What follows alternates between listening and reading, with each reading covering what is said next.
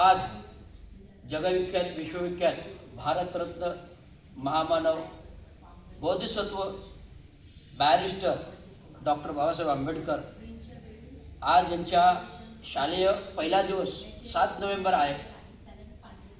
14व रत्न 14 एप्रिल 1891ला जन्म झाला आणि अस्पृश्यतेत चटके खात डॉक्टर बाबासाहेब आंबेडकर हे 7 नोव्हेंबरला शाळेत गेले आणि अशा प्रकारे आपला एक सूर्य उदयास आला.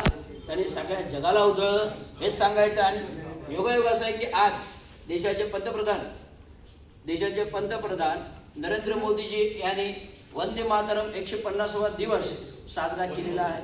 आणि या वंदे मातरम दिनी आज आपण इथे त्यांना अभिवादन करूया. एवढं सांगायचं. धन्यवाद. जय महाराष्ट्र.